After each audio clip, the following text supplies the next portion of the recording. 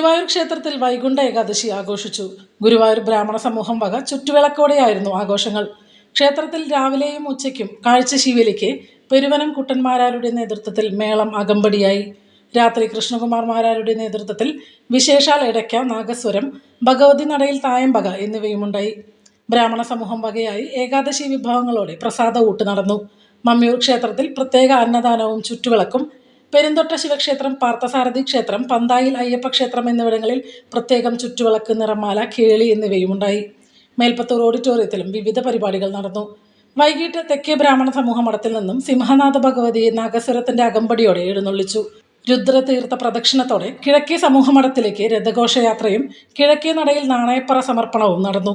ബ്രാഹ്മണ Samooham president GK Prakash, secretary TK Sivaramakrishnan, Lalitha Gopalakrishnan, GV Ramanathan, Krishnamoorthy, Gopalan, GG Krishnan, Radhakrishnan, Parasuraman, V Krishnan എന്നിവർ നേതൃത്വം നൽകി.